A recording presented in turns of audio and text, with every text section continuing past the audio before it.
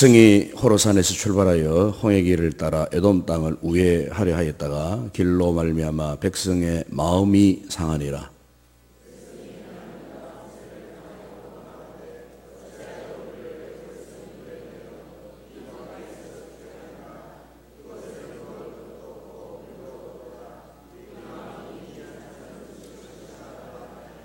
여호와께서 불뱀들을 백성 중에 보내어 백성을 물게 하심으로 이스라엘 백성 중에 죽은 자가 많은지라.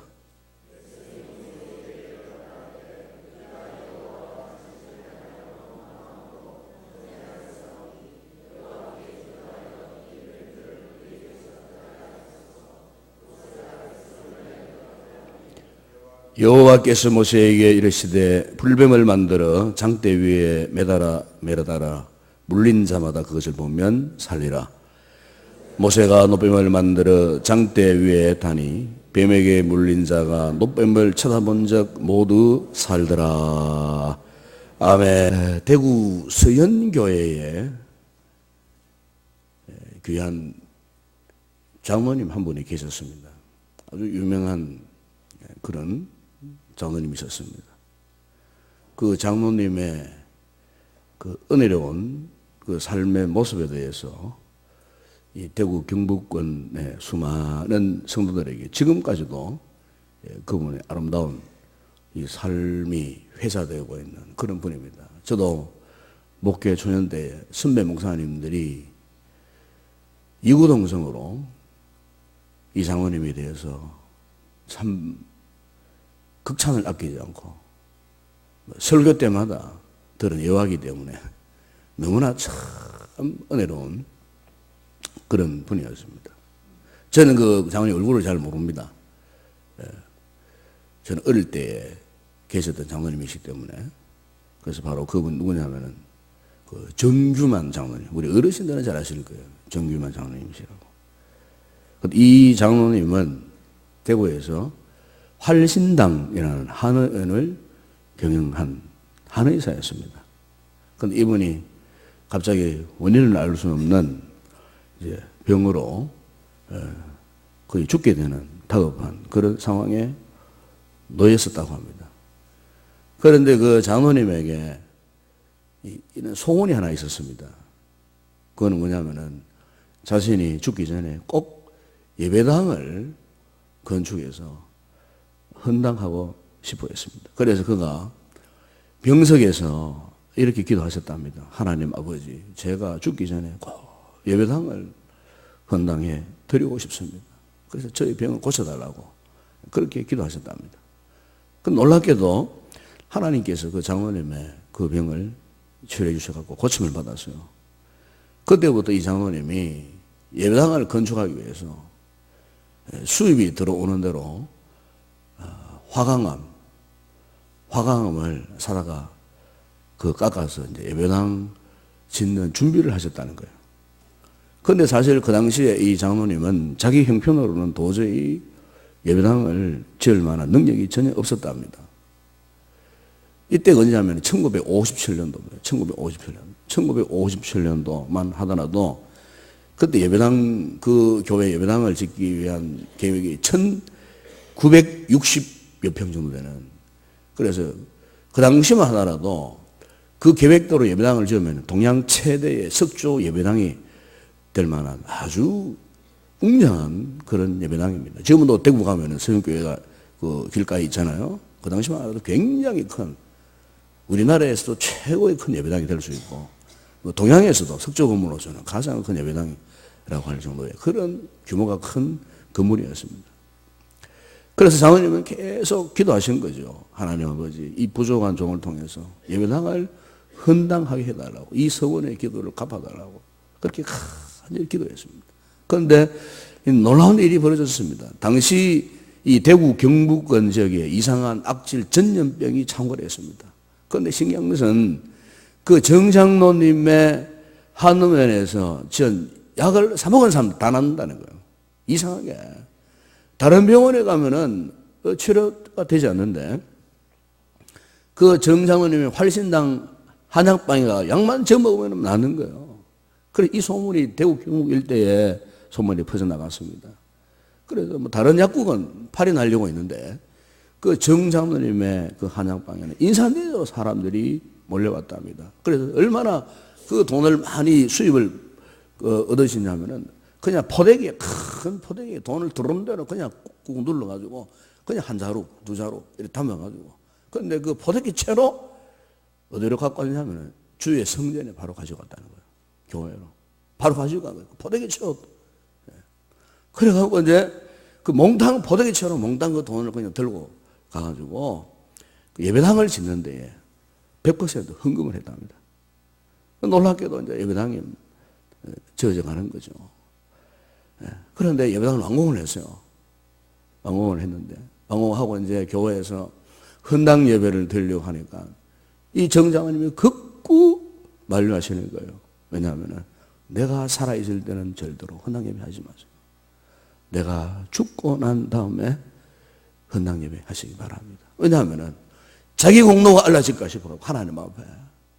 그래서 절대로 내가 살아있을 때는 절대로 헌당 예배를 못 드립니다. 내가 죽은 다음에 해주세요.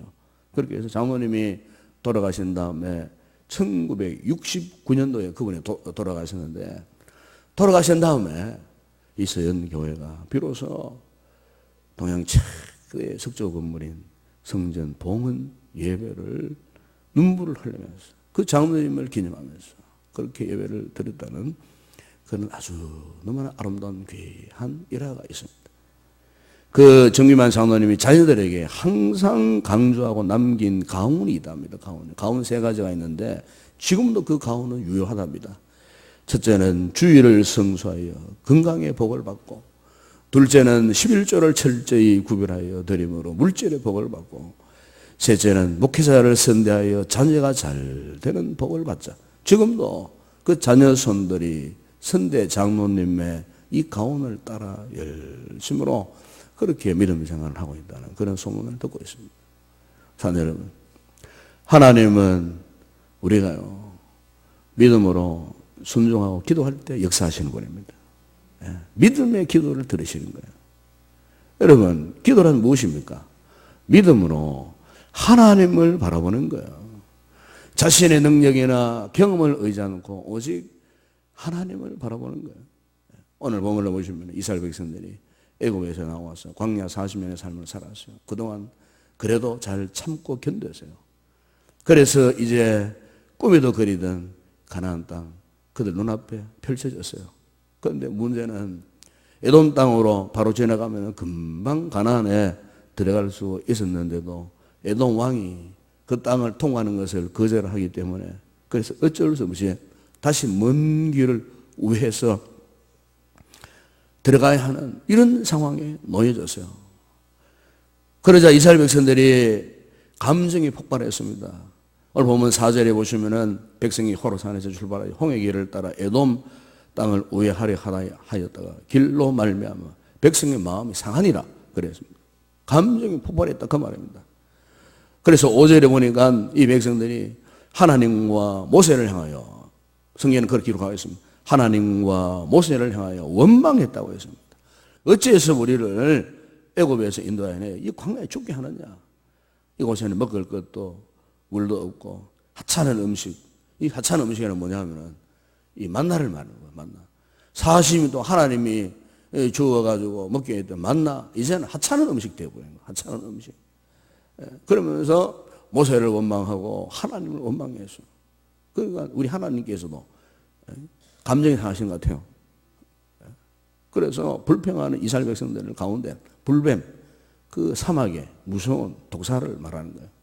불뱀을 보내갖고 다 물려 죽게 했어요. 그런 아주 심각한 지금 상황에 빠져 있는 거예요. 지금 이제 조금만 참으면은, 인내하면은 이제 가나안 땅에 들어갈 수 있는데, 가나안 땅은 눈앞에 보고도 옛날 가데스마나에서도 원망 불평하다가 다시 또 광야 40년의 삶을 살았던 것처럼 지금 바로 눈앞에서, 가나안 땅 눈앞에서 이렇게 원망 불평하다가 이제 불뱀에 이제는 다 물려 죽게 되는 이런 상황 속에 있게 되잖아. 여러분 본문에 보세요. 모세가 어떻게 했습니까? 하나님 앞에 기도의 무기를 꺼내들었습니다. 기도의 무기. 하나님 앞에 기도를 하기 시작했습니다. 여러분, 하나님께서 가장 마음이 약해지실 때가 언제냐 하면은 우리 성도가 하나님의 자녀가 하나님 앞에 기도할 때예요. 기도할 때. 부르짖고 기도할 때예요. 그러니까 모세가 하나님 앞에 부르짖고 기도를 합니다. 죽어가는 이스라엘 백성들을 살려달라고, 은혜를 베풀어 달라고 기도를 했을 때 하나님께서 그 모세의 기도를 들으셨어요. 응답하셨는데 놋뱀을 만들어 장대의 높이에 매달아 그것을 쳐다보라. 그리하면 살리라. 본문 마지막 읽었던 구절에 보면은 모세가 놋뱀을 만들어 장대 위에 타니 뱀에게 물린 자가 놋뱀을 쳐다본 적 모두 살더라. 그래서 여러분, 이 놋뱀이 뭡니까? 기도의 응답이에요. 기도의 응답. 모세의 기도의 응답이라 그 말이에요. 불뱀에 물려 죽어가는 이스라엘 백성들이 놋뱀을 만들어 매달아 놓고 바라보라. 그것을 바라보면 살리라 하신 이 약속의 말씀을 의지해서 그것을 바라보았더니 살아나는 그런 생명의 역사가 일어났다는 것입니다. 여러분, 여러분 기도가 뭡니까? 하나님을 바라보는 거예요. 십자가의 예수님을 바라보는 거예요. 위기의 순간을 맞을 때에 이 기도로 즉시 하나님께 나아가면 살 길이 열리는 거예요. 왜냐하면 우리가 주님의 도움을 구하면 우리 주님은 우리에게 도움의 손길을 펼쳐주시는 분이시기 때문에 우리가 어떤 환난을 당할 때 여러분 주저하지 말고 곧장 주님께 나아가면, 주님을 바라보면 주님이 친히 우리의 부르짖음에 응답하시고 문제 해결의 정답을 허락하시는 것입니다. 어떤 위기 속에 있을 때 다른 방법 생각하지 마세요. 저 세상 사람들처럼 세상적인 방법, 세상의 수단, 세상적인 원리를 동원해가지고 하려고 하지 마세요. 믿음의 사람 100% 실패합니다. 그렇게 하면. 우선은 잘 되는 것 같아요. 그러니까 결론은 별로 좋지 않아요. 믿음의 사람은 믿음의 방법을 해야 돼요. 믿음의 사람은 믿음의 기도로 그 일을 해야 돼요. 믿음의 기도로 시작하고 믿음의 기도로 마무리해야 된다. 그 말입니다, 여러분. 저 세상 사람들의 그런 방법을 따라가서는 안 된다. 그 말이죠. 여러분, 모세를 보세요. 모세가 하나님 앞에 다른 방법 구한 거 아니잖아요. 기도했어요, 기도. 기도했을 뿐이에요. 위기 가운데 하나님만을 바라보며 기도했다. 그 말이에요. 여러분, 다윗이 시편 34편 4절에 7절에 보면은 그가 이런 고백을 했습니다. 내가 여호와께 간구하며 내게 응답하시고 내 모든 두려움에서 나를 건지셨도다. 그들이 주를 앙망하고 광채를 내었으니 그들의 얼굴은 부끄럽지 아니하려다. 이 곤고한 부르짖음에 여호와께서 들으시고 그의 모든 환난에서 구원하셨도다. 여호와의 천사가 주를 경외하는 자를 둘리 진치고 그들을 건지시는다. 여러분 보십시오. 기도하니까요 하나님께서 역사하시고 하늘의 천사들을 동원해가지고 도와주신다. 그 말입니다. 아멘. 네. 하늘의 천사들을 총동원해가지고 여러분 여호와의 천사가, 그래서 여호와의 천사가, 하늘의 능력의 천사가 도와준다가 말이죠. 여러분, 우리의 삶이 회복되고 우리의 영성을 보존하기 위해서는요 하나님을 바라보고 그분께 우리가 부르짖어야만 하는 것입니다. 위기의 순간에, 낙심할 순간에, 그 어떤 순간에도 여러분 하나님을 바라보시기 바랍니다. 하나님을 찾으세요. 그분께 부르짖고 그분 앞에 나오라 그 말입니다, 여러분. 그래서 믿음의 기도를 올려드리라 그 말이죠. 왜요? 이 같은 믿음의 기도는 역사 힘이 큽니다. 믿음의 기도는. 이 기도는 우리 특권이잖아요. 아무나 이 특권을 누릴 수 없어요. 하나님의 백성들에게만 주신 특권이 바로 기도의 특권이에요. 그런데 우리는 이 기도의 특권을 얼마나 소홀히 하는지 모릅니다. 얼마나 무관심한지 모릅니다. 이 특세 지나면 또 원위치가 돌아갈 거예요. 대부분 다. 저는 그게 염려해요. 아마 여러분 평소에도 이렇게 기도하러만 나오신 다음에 어떻게 되겠어요? 역사가 일어납니다, 여러분. 서울의 큰 유명한 몇몇 교회들은요, 특세해 보세요. 새벽 1시 반부터 줄서가 있습니다. 본당에 서로 들어가려고. 우리 교단의 모 교회도 그래요. 특세한 기간에는요, 1시 반 되면 이미 성도들이 온답니다.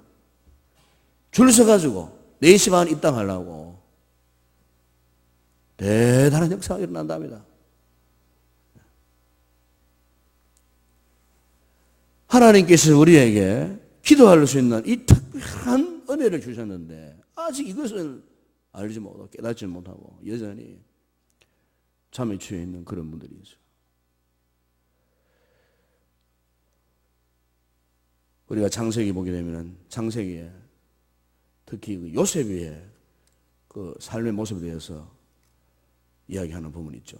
창세기 17장 이후로 쭉 보게 되면 그 요셉은 어릴 때부터 꿈꾸는 자였어요. 그리고 형들이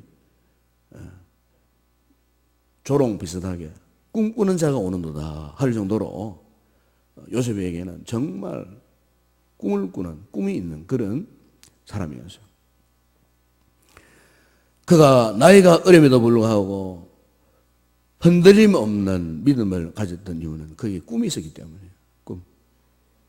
그는 자신이 처한 순간마다 곳곳마다 이 꿈 때문에 하나님을 바라보고 이 꿈 때문에 위기의 순간에도 하나님께 나아갔고 보디발의 집에 노예로 팔려갔을 때도 이 꿈 때문에 하나님을 잊지 않고 하나님을 부지런히 찾았고 외로울 때 그는 이 꿈 때문에 하나님을 바라보고 두려움이 닥쳤을 때 억울한 죄수가 되어 감옥에 갇혔을 때도 이 꿈 때문에 그는 하나님을 찾았어요. 그래서 창세기 39장에 보게 되면 요셉의 삶을 한마디로 이렇게 표현을 합니다. 하나님과 함께하는 삶이었다고.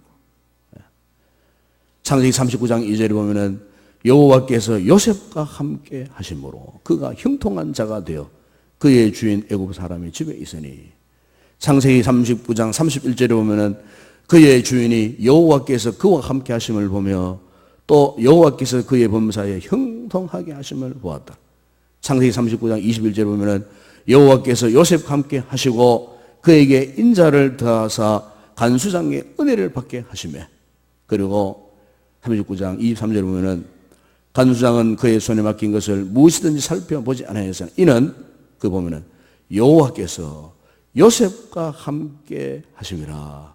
여호와께서 그를 범사에 형통하게 하셨다. 여러분 창세기 39장 읽어보면 얼마나 은혜가 되는지 몰라요. 네. 그러니까 그 어떤 순간 매 순간 요셉의 삶이 정말 파란만장했잖아요. 그 예수님의 삶과 방불한 그와 같은 삶을 살았던 그 요셉이가 그 극한적인 위기나 그 매 순간을 견디고 이겨낼 수 있었던 것은 첫 번째는 그에게 꿈이 있었고 그 꿈 때문에 하나님을 바라봤고 의지했을 때에 결국 뭡니까? 하나님께서 항상 요셉과 함께 있다 그 말이죠. 한마디로 요셉은 항상 하나님 앞에 기도했던 사람이에요. 그걸 이야기하는 거예요. 오늘도 이 같은 믿음의 기도가 살아있는 사람은요, 하나님께서 책임져 주십니다. 여러분, 자녀 문제, 건강 문제, 직장 진로 문제, 학업 문제, 사업장 문제. 믿음의 기도가 살아있으면요, 걱정할 거 없어요. 우리 하나님께서 책임져 주시는 거예요. 네. 모든 순간마다 하나님이 도와주신다 그 말이에요. 네. 미가서 7장 7절에 보니까 미가 선지자가 이런 고백을 했어요. 오직 나는 여호와를 우러러보며 나를 구원하시는 하나님을 바라보나니 나의 하나님이 나에게 귀를 기울이시고. 네. 보십시오. 누구에게? 하나님을 우러러보며 하나님을 바라보는 자. 그러니까 기도하는 자 그 말이에요. 하나님 앞에 믿음으로 하나님을 바라보고 기도하는 자, 그들의 기도에 우리 하나님께서 귀를 기울이신다. 여러분 기억하시기 바랍니다. 기도란 우리 피조물이, 우리 인간이 창조주 하나님을 바라볼 수 있는 유일한 특권입니다, 여러분. 예. 그래서 영적 노뱀을 바라보는 자는 모두가 살아나는 역사가 일어나는 것입니다. 회복의 역사가 일어나는 것입니다. 우리의 이 믿음의 기도에 응답하시는 하나님, 여러분 오늘도 우리를 통하여서 기적을 상식처럼 준비하시고 예비하시는 그 하나님, 저는 그 하나님을 믿습니다. 아마 여러분도 하나님 믿으실 겁니다. 이 하나님은 앞서 제가 말씀드린 뭐 정규만 장로님의 하나님뿐만 아니에요. 요셉의 하나님뿐만 아니라 그 말이에요. 모세의 하나님만 아니라 그 말이에요. 바로 오늘 이 시간 우리의 하나님. 아멘. 우리가 오늘 이 아침에 믿음의 기도를 드린다면 오늘 우리의 기도까지도 들으셔서 하나님 영적 노뱀 장대를 높이 올리실 때 그것을 바라보는 자, 십자가에서 날 위해 죽으셨던 그 주님을 바라보는 자, 그분께 기도하는 자, 그들을 통해서 오늘도 기적의 역사를 나타내시는 전능하신 하나님이신 줄로 믿습니다. 여러분 이번 특세를 통해서 여러분의 삶 속에 정말 이런 기도하다가 얻은 영적인 간증들이 많이 쏟아지기를 바랍니다. 간증들이, 믿음의 간증들이 쏟아져서 정말 하나님을 영화롭게 하고 이 세상 사람들을 놀랍게 하는 그와 같은 살아계신 하나님의 영광을 우리가 직접 목격하고 체험하는 그런 아름다운 귀한 성도들이 되기를 주의 이름으로 축원합니다.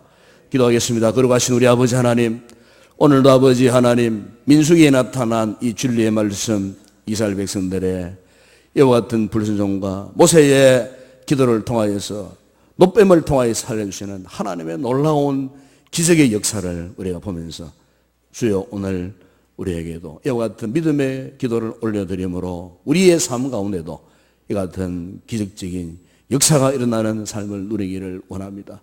아버지 정규만 장로님뿐만 아니고 모세뿐만 아니고 요셉이뿐만 아니고 오늘 우리에게도 이 믿음의 기도의 응답에는 지금도 유효하는 역사가 일어나는 줄로 믿습니다.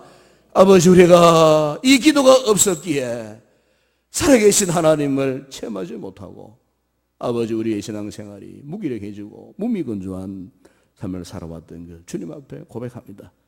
주여 이 시간도 살아 역사하시는 그 하나님, 오늘 이 아침 우리의 믿음의 부르짖음을 통하여 우리 가운데 나타나시옵소서, 응답하시옵소서. 하늘의 천군과 천사들을 동원하여 우리의 기도를 도와 주시옵소서.